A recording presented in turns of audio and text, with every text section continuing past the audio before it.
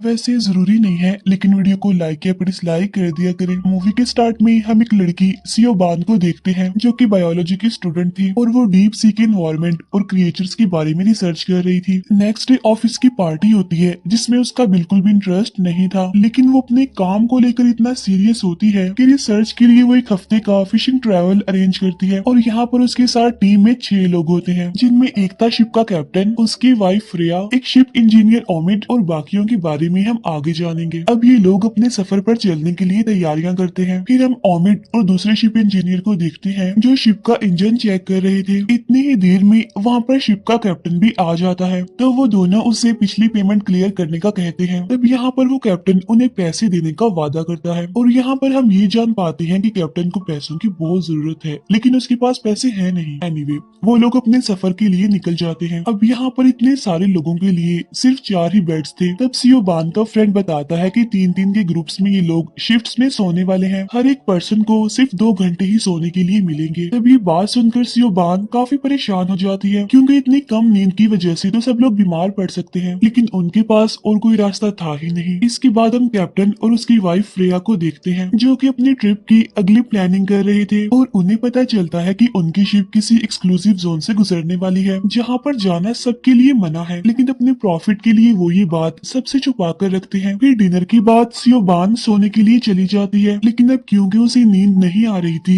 इसीलिए वो टॉप पर चली जाती है जहाँ पर उसे फ्रेया मिलती है और फिर वो समंदर की लहरों को देखकर समंदर की गहराई की एक बात बताती है। वो बताती है कि एक दिन ऐसी एक शिप में एक लड़की और उसका साथी था और फिर उस लड़की के साथी की समंदर में मौत हो गई, जिसकी वजह से वो लड़की काफी दुखी हो गई और इसके बाद उस लड़की ने खुद को समंदर के हवाले कर दिया और इसी तरह वो हमेशा के लिए समंदर में जिंदा रहती है। असल में समंदर का ये चमकता हुआ पानी उस लड़की के बाल हैं। अब इस तरह से उन लोगों की पहली रात गुजर जाती है। नेक्स्ट मॉर्निंग हम देखते हैं कि लोगों को अपनी शिप के पास कुछ वेल दिखती हैं, जिन्हें देखकर सियो बान काफी हैरान होती है, क्योंकि वेल तो अकेली रहना पसंद करती हैं, ना कि शिप के आसपास जहाँ पर शोर होता है। तभी उन्हें पता चलता है कि 1 माइल की दूरी पर उन्हें बहुत सारी वेल मिली है। तभी अचानक से उनकी बोट किसी चीज में फंस जाती है। तब ओमिड जल्दी से इंजन रूम में जाकर चेक करने लगता है और उसे वहाँ पर ब्लू ग्रीन स्लाइमी मटेरियल मिलता है। तब सियो बान वहाँ पर आकर उसका सैंपल ले लेती है। इसके बाद फ्रेया मैप चेक करने के लिए जाती है तो उससे पता चलता है कि वो लोग एक्सक्लूसिव जोन में आ चुके हैं जहाँ पर सभी का जाना मना है वहाँ पर, और यही वजह थी कि उन्हें यहाँ पर वेल भी दिखाई दी गई थी। अब कैप्टन सियो बान को पानी में जाकर चेक करने के लिए कहता है, क्योंकि सिर्फ उसी के पास डाइविंग सूट होता है ताकि वो चेक कर सके कि शिप किस चीज में फंसी है। अब सियो बान अपना सूट पहनकर पानी में चेक करने के लिए जाती है, तब उसे वहाँ पर काफी बड़े टेंटिकल्स ग्लो करते हुए दिखाई देते हैं, जिसमें से एक टेंटिकल देखते ही देखते उस पर अटैक कर देता है, लेकिन वो जल्दी से बचकर शिप में वापस आ जाती है और वो बताती है कि मैंने समंदर में ग्लोइंग क्रिएचर देखा है और उसके बहुत सारे काफी बड़े बड़े टेंटिकल्स भी हैं और वो शिप की स्किन पर चिपका हुआ है। तब ये सुनकर वो कैप्टन उस क्रिएचर को जायंट ऑक्टोपस का स्पीशी कहता है और उसे पकड़ने का प्लान करता है। वो एक बहुत ही बड़ी नेट को पानी में डालता है, लेकिन वो क्रिएचर ऊपर नहीं आ पाता क्योंकि वो बहुत ही भारी था। तभी सियो बान के फ्रेंड का हाथ अचानक से रस्सी खींचने वाली मशीन में फंस जाता है, जिसकी वजह से उसका हाथ बुरी तरह से कट जाता है और तभी सियो बान को उसके खून के पास वही स्लाइमी मटेरियल मिलता है। अभी लोग इस एक्सक्लूसिव जोन में बुरी तरह से फंस चुके थे।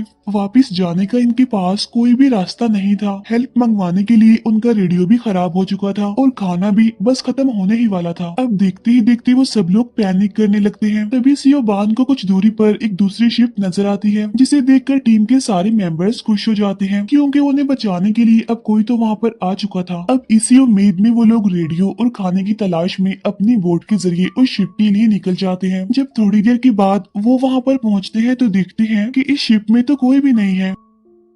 साथ साथ इस शिप का रेडियो भी पहले से ही खराब था, लेकिन जब वो लोग शिप की बेसमेंट में जाते हैं तो वहाँ पर इन्हें कुछ डेड बॉडीज मिलती हैं जिनकी आंखें नहीं थी, यानी उनकी आंखें गायब हो गई थी। तब ये देखकर कैप्टन उन्हें बताता है कि शायद इन्हें सी फीवर हुआ था और वो सियो बान को ये बात बाकी लोगों को बताने से मना करता है, यानी इस शिप की कंडीशन के बारे में। इसके बाद जब ये लोग अपनी शिप में वापस आते हैं तो देखते हैं कि उस ग्लोइंग क्रिएचर ने अब इनकी शिप को छोड़ दिया है, इसीलिए अब वो थोड़ा रिलैक्स फील करते हैं और अपनी जर्नी पर आगे बढ़ जाते हैं और अभी भी वो वापस नहीं जाते बल्कि एक्सक्लूसिव जोन के और अंदर चले जाते हैं। थोड़ी दूर जाने के बाद कैप्टन अपनी वाइफ फ्रेया को मछलियां पकड़ने के लिए कहता है। तब फ्रेया उसे ये कहते हुए मना करती है कि अगर हमने ऐसा किया तो वो क्रिएचर वापस से हमारे पीछे आ सकता है और फिर से हम पर अटैक कर सकता है। तब कैप्टन उसे कहता है कि अगर हमने बहुत सारी मछलियां ना पकड़ी तो हमारा घर, हमारी शिप, सब कुछ चला जाएगा। असल में लोगों को पैसों की बहुत जरूरत होती है, इसीलिए कैप्टन जानबूझकर इस शिप को एक्सक्लूसिव जोन में लेकर आया था क्योंकि इस एरिया में कोई भी नहीं आता, इसीलिए यहाँ पर बहुत सारी मछलियां हो सकती हैं जिसे बेचकर ये लोग बहुत सारे पैसे कमा सकते हैं। इसके बाद फ्रेया नेट डालती है जहाँ से उसे बहुत सारी मछलियां मिलती हैं। फिर रात को सियोबान और उसका फ्रेंड बातें कर रहे होते हैं और तभी दूसरा शिप इंजीनियर वहाँ पर आकर उन्हें भी डिनर के लिए ले जाता है और डिनर के बाद सियोबान की फ्रेंड की तबीयत खराब होने लगती है और वो स्विमिंग करने के लिए समंदर में ही जाने लगता है। लेकिन सियोबान और उस शिप में एक बूढ़ी औरत थी, वो उसे ऐसा करने से रोक लेती है।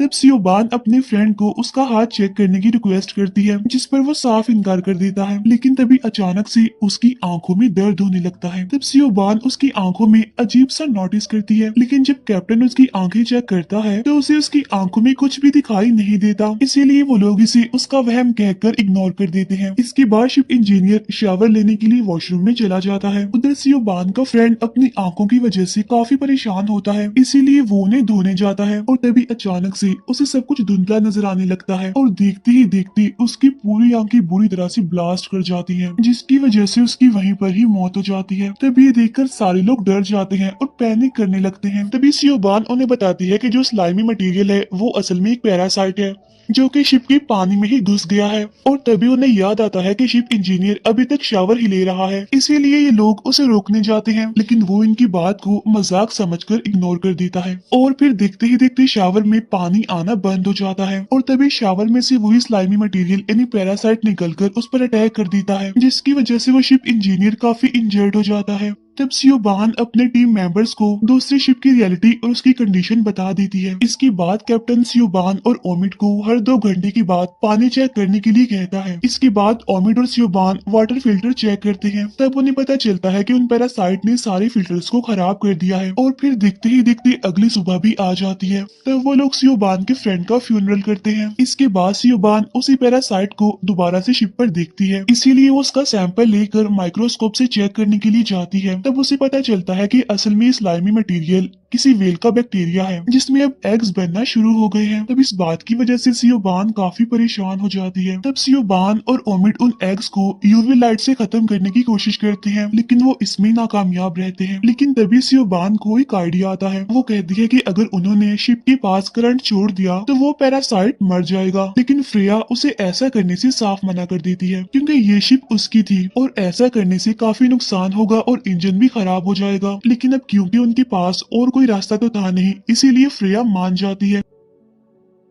उधर हम देखते हैं कि शिप इंजीनियर की तबीयत खराब होने लगती है। इसके बाद सियोबान और ओमिड शिप के आसपास के पानी में करंट छोड़ देते हैं। इसके बाद सियोबान उन लोगों को शिप को रोकने के लिए कहती है क्योंकि अगर शिप में अभी भी इन्फेक्शन हुआ तो शिप के किनारे पर जाने के बाद ये इन्फेक्शन लोगों को भी लग सकता है, जिसकी वजह से सिचुएशन बहुत ही खराब हो जाएगी। लेकिन फ्रेया शिप रोकने के लिए साफ इनकार कर देती है। इसके बाद हम उस बूढ़ी औरत को देखते हैं जो शिप इंजीनियर की हालत देखकर रोने लगती है। फिर कुछ टाइम बाद वो शिप इंजीनियर भी मारा जाता है। यहाँ पर उन लोगों को पता चल चुका था कि इस इन्फेक्शन से बचना बहुत ही मुश्किल है। इसके बाद उस शिप इंजीनियर का फ्यूनरल किया जाता है। इसके बाद सियोबान फिर से सबको वार्न करती है कि ये अच्छा होगा कि किनारे पर ना जाया जाए और 36 घंटों के लिए उन्हें क्वारंटीन यानी आबादी के लोगों से अलग रहना होगा इस शिप में। लेकिन सियोबान की बात कोई नहीं मानता, इसीलिए वो एक रस्सी के जरिए शिप का प्रोपेलर तोड़ देती है। तब ये देखकर वो सारे लोग गुस्सा हो जाते हैं और वो बूढ़ी औरत सियोबान को पंच मारती है। इसके बाद किसी तरह सियोबान उन्हें शिप पर रुकने के लिए एग्री कर ही लेती है। इसके बाद वो सबको इन्फेक्शन चेक करवाने के लिए कहती है और एक एक करके उनकी आंखें चेक करने के बाद पता चलता है कि किसी को भी इन्फेक्शन नहीं है, इन्हें सब लोग ठीक है। लेकिन उन्हें पता चलता है कि कैप्टन की आंखें अभी तक चेक नहीं हुई हैं। इसीलिए उसकी वाइफ फ्रेया ही उसकी आंखें चेक करती है, तब वो मना करने लगता है। लेकिन फिर भी उसकी वाइफ फ्रेया उसकी आंखें चेक करती है तो वो ये देखकर हैरान रह जाती है कि असल में कैप्टन भी इन्फेक्टेड है। इसीलिए वो काफी डर जाते हैं। इसके बाद कैप्टन सभी को एक्सक्लूसिव जोन की रियलिटी बता देता है कि अभी तक हम उसी जोन में ही हैं और ये बात मैंने तुम सबसे छुपाई थी क्योंकि मुझे मछलियां पकड़कर पैसे कमाने थे। तो वो बूढ़ी औरत और ओमिड इस बात की वजह से काफी गुस्सा होने लगते हैं। इसके बाद वो सभी लोग टॉप पर जाने लगते हैं, लेकिन तभी अचानक से वो बूढ़ी औरत सीढ़ियों पर सियोबान को पकड़कर उसे मारने की कोशिश करती है। तब सियोबान समझ जाती है कि ये बूढ़ी औरत भी अब इन्फेक्टेड हो चुकी है, इसीलिए वो उस बूढ़ी औरत को सीढ़ियों से गिरा देती है। तब ऊंचाई से गिरने की वजह से वो बूढ़ी औरत फौरन ही मर जाती है। उधर फ्रेया और कैप्टन अपना आखिरी टाइम एक दूसरे के साथ गुजार रहे थे। इसके बाद उस कैप्टन की भी मौत हो जाती है। अब फ्रेया अकेली ही बोट लेकर जाने का फैसला करती है। तब ओमिड उसे कहता है कि 36 घंटों तक वो अकेली बोट में नहीं रह सकती क्योंकि उसके लिए ये काफी खतरनाक होगा। लेकिन फ्रेया उसकी एक नहीं सुनती और निकल जाती है अकेली ही। अब शिप में सिर्फ सियोबान और ओमिड ही रह गए थे और अब वो लोग पैरासाइट को मारने की प्लानिंग करते हैं। वो शिप के वाटर टैंक के पास जाते हैं और उसे आग से गर्म करने की कोशिश करते हैं ताकि वो पैरासाइट को स्लो करके उन्हें मार सके। और जैसे ही वो टैंक खोलते हैं तो देखते हैं कि वेल के वो छोटे छोटे एग्स अब बहुत बड़े बड़े क्रिएचर्स बन गए हैं जो ओमिड पर अटैक करने की कोशिश करते हैं। लेकिन अचानक से वो समंदर में चले जाते हैं। लेकिन सोचने वाली बात तो ये थी कि टैंक से समंदर में जाने का कोई भी रास्ता नहीं था, जिससे अब ये दोनों भी समझ जाते हैं कि असल में इन पैरासाइट ने शिप के नीचे वाला हिस्सा खा लिया है। इसीलिए तो वो सीधा समंदर में चले गए और शिप अब बहुत जल्द डूबने वाली थी। अब रात में वो लोग शिप को आग लगाकर सिग्नल देने की कोशिश करते हैं। इसके बाद वो रेस्क्यू सूट पहनकर छोटी सी लाइफ बोट में बैठकर समंदर में चले जाते हैं। उन्हें कुछ ही दूरी पर एक शिप दिखाई देता है, इसीलिए अभी लोग उसी की तरफ बढ़ रहे थे। लेकिन तभी ओमिड अचानक से पानी में गिर जाता है। लेकिन अब क्योंकि उसे तैरना नहीं आता था, इसीलिए सियोबान उसे बचाने के लिए पानी में कूद जाती है। अब यहाँ पर वो ओमिड को तो बचाने में कामयाब हो जाती है, लेकिन वो ग्लोइंग क्रिएचर उसके हाथ पर अटैक करके उसे इन्फेक्टेड कर देता है। अब वो दोनों बच तो गए थे, लेकिन सियोबान इन्फेक्टेड थी। इसीलिए अब सियोबान खुद को सेक्रीफाइस करते हुए दोबारा से पानी में कूद जाती है और उस ग्लोइंग क्रिएचर की तरफ चली जाती है। अब सिर्फ ओमिड ही इस खतरनाक एक्सपीरियंस से बच गया था, इसीलिए अब वो अकेला ही किसी की मदद आने का इंतजार करने लगता है और यहीं पर ये मूवी एंड हो जाती है। Thank you for watching.